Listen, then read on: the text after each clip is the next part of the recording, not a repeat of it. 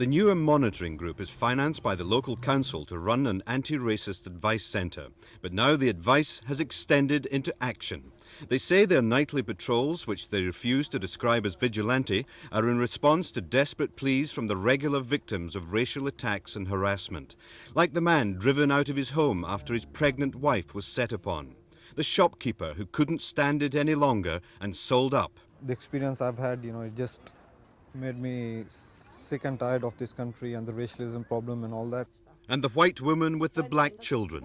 I've had bricks through my window, petrol through my letterbox, they set light to it. It's just a load of abuse. So now I just don't bother with the police because they're no use at all. We cannot stand back while our people are crying out for us to help them. We can't stand back watching these attacks taking place. If people want us to come in to help them, then we have to do that. We can't just stand back and watch these attacks happening. If the police are not going to do their job, then we are going to have to do it. I'm actually appalled that any organisation in Newham is contemplating such a divisive initiative in the borough of Newham, where over the past few years we've had remarkable relationships with all the major agencies working in this very difficult and sensitive field of ensuring that all that is possible is done to identify those responsible for racial attacks. It seems that they wish to patrol the streets in the south of the borough of Newham in a law enforcement role.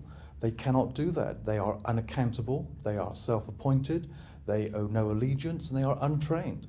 As I called you in to talk about the Patel case, I wanted to know how we're progressing to date. And I know East Ham Police Station, headquarters of the Racial Incident Unit, a pioneering plainclothes initiative which they believe is gradually bearing fruit. For the second year running, the number of reported incidents is down. In the light of this, the police are dismayed by the hostility shown towards them by the new patrols. They suspect the patrol organisers are quite simply anti-police. Their attitude towards the police is evidenced quite clearly by their advice so often given to victims of racial incidents, particularly serious assaults, and that is do not cooperate with the police.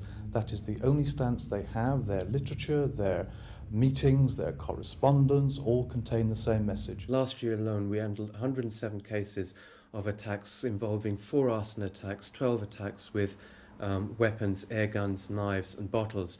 Now the police won't accept that the problem is as serious as it is, and they think that it's decreasing and that the vast majority of it is trivial in nature.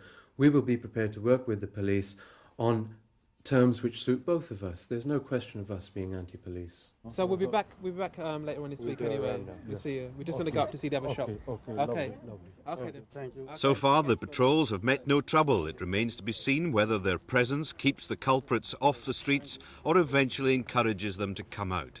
While the official watchdogs and the unofficial argue about the problem and what to do about it, yet another shopkeeper has almost reached breaking point and is thinking of packing his bags. I don't want to put my life in danger for earning. I want a secure future for my children.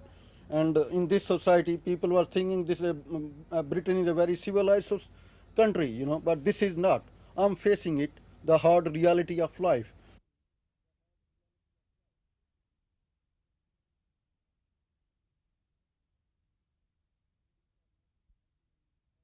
Police are not helping me as our